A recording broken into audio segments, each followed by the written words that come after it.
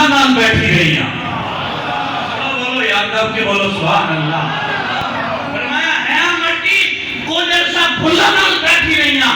جمالے ہم نشی در من اثر در کہنے لگی کہ اے شادی میرے ہم نشین دا حسن، میرے ہم نشین دا جمال، میرے ہم نشین دی رونق، میرے ہم نشین دا نور، میرے ہم نشین دے کمال ان میرے اندر آئیں کہ میں مٹی مٹی ہو کے پھلاں جیسی خوشبو دینے لگ پئیاں. توجہ کرو، انہوں نے فیض لیا شاہپور شریف سے، انہوں نے فیض لیا موری شریف سے، انہوں نے فیض لیا عیدگاہ شریف سے، انہوں نے فیض لیا چورا شریف سے. اور سمجھو ایک فیض چلدیا جناب ابو بکر پاک تک جاتا ہے کہ میں نقشبندیوں کے آستانے تھے کہ خلیفہ اول کی ایک گل کرن لگا یار مٹی رہے پھلا نال.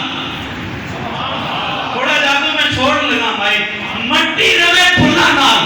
تے قبلہ پیر صاحب مٹی مٹی نہیں رہتی کہ او دے جو خوشبو آنی ہے پھلا دی. یار او ابو بکر و عمر کی کچھ بنے ہون گے جڑے پھلا نال نہیں سونے مصطفیٰ نال لٹے ہوں.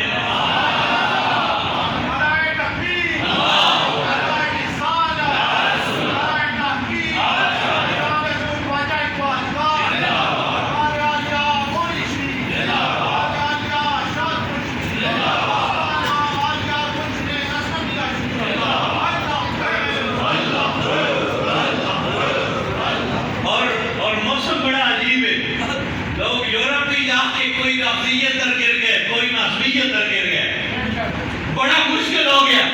میرے سٹیج کے بولنے والے لوگوں میں علامہ حفیظ اللہ مصطفی صاحب موجود ہیں اور بڑا اچھا بول رہے ہیں، بڑا اچھا نام ہے، اللہ اور عزت عطا فرمائے.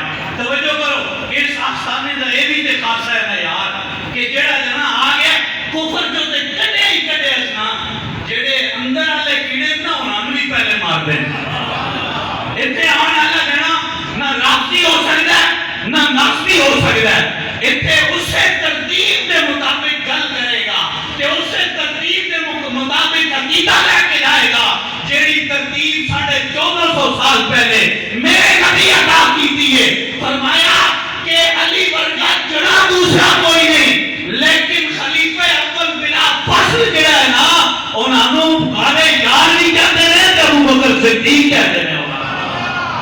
اور اسی نقشبندی سے ایک بات آخری بات، اسی نقشبندی سلسلے کے ایک اور چشم چراغ خواجہ باقی باللہ، ابھی آپ نے شجر شریف میں ان کا ذکر بھی سماعت کیا. خواجہ باقی باللہ ایک نانبائی تھا کہ خود تے ہمیں جوش آ گیا. میں جس وسیلے نال آیا نا